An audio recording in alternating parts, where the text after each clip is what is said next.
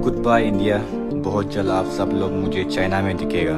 सिर्फ मुझे ही नहीं, पूरा अरुणाचल को चाइना में दिखेगा। क्योंकि चाइना यहाँ अरुणाचल में धीरे धीरे करके घुस रहा है, यहाँ के ज़मीन कब्जा कर रहा है। यहाँ के लोग, पब्लिक, जनता चिल्ला चिल्ला के सरकार को बोल रहा है कि एक्शन लो, बट सरकार का तरफ से कुछ भी एक्शन नहीं ले रहा है, बस झूठ मूठ का बातें। अगर ऐसा ही चलता रहा तो बहुत समय नहीं लगेगा, बहुत साल के बाद चाइना अरुणाचल को पूरा कैप्चर कर लेगा और आप सब, हम अरुणाचल वासियों को चाइना में दिखेगा। इसीलिए मैंने बोला एडवांस गुड बाय। अब सरकार कुछ एक्शन नहीं ले रहा है और हम भी कुछ नहीं कर सकता है, तो अब चाइना का साथ ही जाना पड़ेगा। तो मिलते हैं चाइना में इन फ्यूचर। सर जय हिंद। कर्नल संजीत सिरोही सर, जय हिंद। बहुत बहुत शुक्रिया समय देने के लिए, थैंक यू। जय हिंद राजीव जी। थैंक यू सर, आपने समय दिया। आपने एक वीडियो सुना, मैंने अपने दर्शकों को भी सुनाया। एक अरुणाचल का युवा गुड बाय इंडिया कहता हुआ नजर आया और कहा कि वो वक्त दूर नहीं है जब अरुणाचल प्रदेश का ज्यादातर हिस्सा जो है चाइना के कब्जे में हो जाएगा, अगर हम इसी प्रकार से आंखें बंद करके रहे। टाइम्स ऑफ इंडिया की एक रिपोर्ट मैंने अपने दर्शकों को भी दिखाई, बीच में शेयर भी कर रहा हूं, आपने भी पढ़ा, मैंने भी पढ़ा। वो भी बता रही है कि सैटेलाइट मैप्स बता रहे हैं कि 3 जगह पर इंक्रोचमेंट चाइना का हुआ है। दूसरी तरफ प्रेमा खांडू कहते हैं कि जो सीएम अरुणाचल के, नहीं जी, यहां पर कुछ ऐसा हुआ नहीं है। अब हम कैसे देखें, क्योंकि सरकार डिनाई कर रही है, लेकिन जो लोकल्स हैं वो कह रहे हैं कि नहीं, चाइना इंक्रोचमेंट कर रहा है, धीरे धीरे वो आगे बढ़ रहा है। बहुत वक्त दूर नहीं है जब हम इंडिया के नहीं बल्कि चाइना के अंदर आ जाएंगे। चिंताएं बढ़ रही हैं सर, लेकिन सरकार खामोश है, वो कह रही है ऐसा कुछ हुआ नहीं। हो क्या रहा है सर? देखिए राजेश जी, जहाँ तक चाइना का सवाल है, चाइना के सवाल में जो है काफ़ी लोग जो है, आजकल सोशल मीडिया का ज़माना है और जैसे आपने जिक्र किया है वीडियो का, उस वीडियो को मैंने भी देखा। उसमें एक लड़का जो गिटार लिए वो कह रहा है कि गुड बाय इंडिया और हम थोड़े दिन में चाइना के अंदर चले जाएंगे, पूरा अरुणाचल चल। ये देखिए, ये एक तरह का जो है चाइना ने एक तरह का रूमर फैलाया हुआ है। और चाइना का आप पॉलिसी अगर देखो, कम्युनिस्ट है, वो पहले जो आपका ब्रेन वॉश करती है।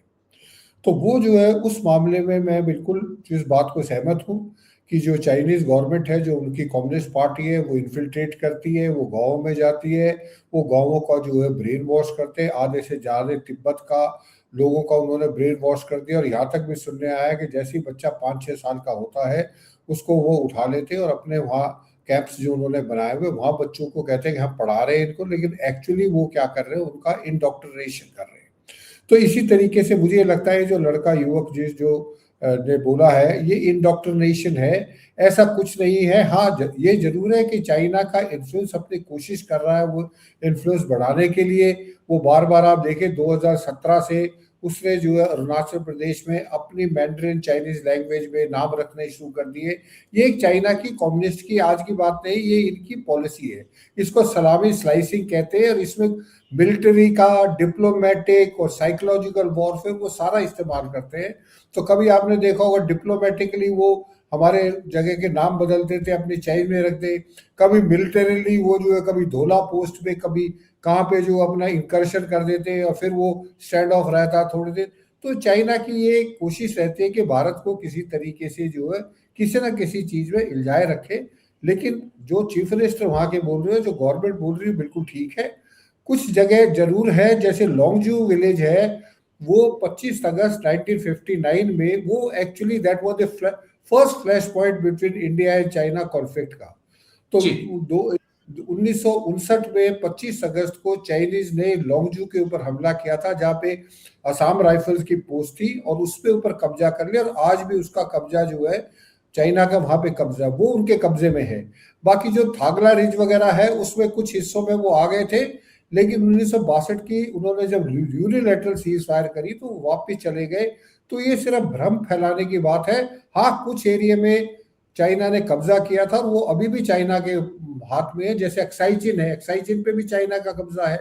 तो ये चीजें चलती रहती है। लेकिन ये आजकल का सोशल मीडिया सिर्फ हम और आपके जो नॉर्मल सिटीजन है उनके दिमाग में भ्रम पैदा करने के लिए किया जाता है। अदरवाइज स्टेट गवर्नमेंट भी टोटली क्लियर है और सेंट्रल गवर्नमेंट भी टोटली क्लियर है जी। क्योंकि मैं इसलिए पॉइंट, क्योंकि अरुणाचल प्रदेश में मैंने भी सर्व किया, 3 साल मैं भी वहां पे रहा। कई बार मुझे चाइना बॉर्डर पे जाने का मौका मिला LRP में।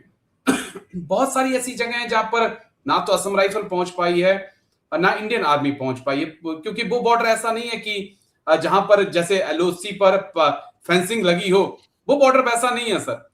तो इसको हम कैसे देख सकते हैं? दोनों एंगल से हम देख सकते हैं, क्योंकि मुझे याद है मिसमी लोग वहां पे रहते हैं, काफी मैं उनसे मिला भी था। तो ऐसा तो बॉर्डर है नहीं, तो क्योंकि बॉर्डर मार्क नहीं है, तो वहां पर एक कह सकते हैं कि कंफ्यूजन है।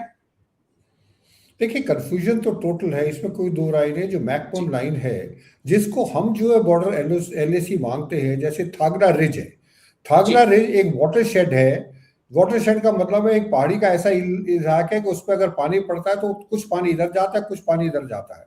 तो एज पर हमारी अंडरस्टैंडिंग, इंडियन गवर्नमेंट की अंडरस्टैंडिंग की, ये जो थागला रिज है, जो वाटर शेड है, ये जो है LAC है ये लाइन। लेकिन चाइनीज इसको नहीं मानते। चाइनीज कहते हैं कि नहीं, कि उनको पता है नीचे जो निमचू वैली है वो उसके नीचे तक आना चाहते हैं। कि उनको पता है कि जो भी आप पोस्ट बनाओगे, जैसे आप कह रहे हैं अरुणाचल प्रदेश गए, जहां पे जी आप पोस्टों को देखें, पोस्ट हमेशा एलिवेटेड ग्राउंड पे होती है ताकि आगे के एरिया को डोमिनेट कर सके।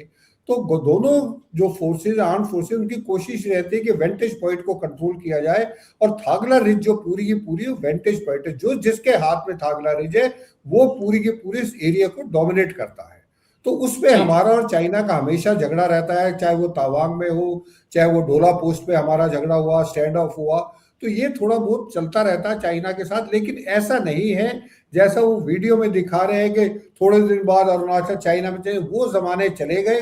1962 नहीं है अब ये, तो ये 2026 है। उस समय ऐसी सड़कें भी नहीं थी, हमारे कम्युनिकेशन लाइन नहीं थी, हमारे पास मिलिट्री इक्विपमेंट नहीं था। अब जो है हमारी, चाहे वो एयरफोर्स है चाहे आर्मी है, पूरी तैनात है, फॉरवर्ड पोस्चर है। इसलिए जो लॉन्गजू पे कब्जा किया था, उससे अगर 5 किलोमीटर साउथ में आते, एक जगह है माजा, जिसका नाम अभी इन्होंने, जो जी आपने देखा होगा, जो लिस्ट आउट की है उसमें नाम है माजा, उसको आइडेंटिफाई किया। वहां पे जो है अभी आर्मी की पोस्ट है, असम राइफल नहीं है वहां पे, आर्मी वहां पे लगी हुई है।